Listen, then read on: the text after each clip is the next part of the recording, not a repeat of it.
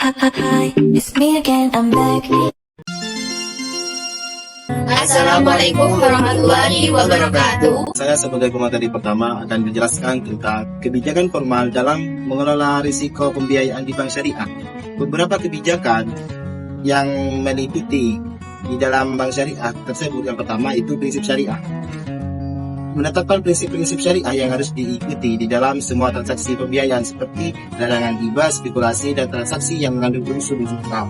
Yang kedua itu penilaian risiko yang menetapkan prosedur dan kriteria untuk menilai risiko pembiayaan termasuk analisis kredit, evaluasi kredibilitas pembiayaan, dan penetapan pembatasan risiko yang dapat ditanggung. Yang ketiga yaitu diversifikasi portofolio. Mendorong diversifikasi portofolio pembiayaan untuk mengurangi risiko konsentrasi pada sektor atau peminjaman tertentu. Yang keempat itu monitoring, yang pengendalian menetapkan sistem yang efektif untuk memantau dan mengendalikan risiko pembiayaan secara berkala, termasuk pemantauan pembayaran dan pengelolaan kredit bermasalah. Yang kelima itu ketentuan reversifikasi, menetapkan ketentuan untuk menyisihkan cadangan dana reversifikasi yang cukup untuk menanggulangi risiko kredit yang timbul seperti kredit macet atau gagal bayar. Selanjutnya di poin nomor 6 tentang laporan dan kepatuhan. Memastikan adanya mekanisme pelaporan yang tepat, waktu dan transparan terkait dengan risiko pembiayaan kepada regulator dan pemangku kepentingan lainnya, serta mematuhi semua peraturan yang berlaku. Poin yang ketujuh, edukasi dan pelatihan. Menyediakan edukasi dan pelatihan pada staf terkait tentang prinsip-prinsip syariah, manajemen risiko, dan praktik terbaik dalam pembiayaan syariah.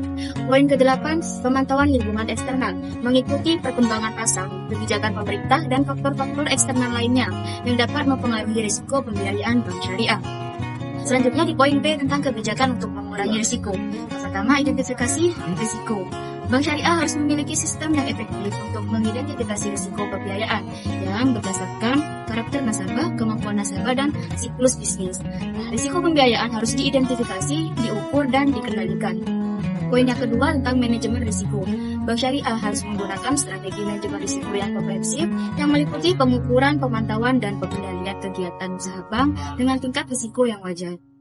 Poin selanjutnya itu kebijakan pembiayaan, di mana bank syariah harus memiliki kebijakan pembiayaan yang komprehensif yang fokus pada pencegahan risiko pembiayaan serta pengawasan yang ketat terhadap pembiayaan yang disalurkan, pemantauan dan pengawasan bank, di mana bank syariah harus memiliki sistem pemantauan dan pengawasan yang efektif yang meliputi pengawasan nasabah, perusahaan yang membiayai, dan sistem akuntansi dan audit.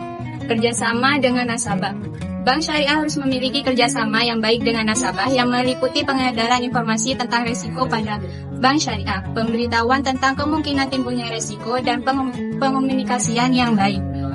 Kompetensi bank. Bank syariah harus memiliki kompetensi yang baik dalam mengelola risiko pembiayaan yang mencakup teknik dan kompetensi bank untuk menilai proyek. Peraturan. Bank syariah harus memiliki peraturan yang kuat. Selanjutnya yaitu poin C, risiko pembiayaan khusus untuk bank syariah. Yang pertama itu ada akad murabah atau istisna.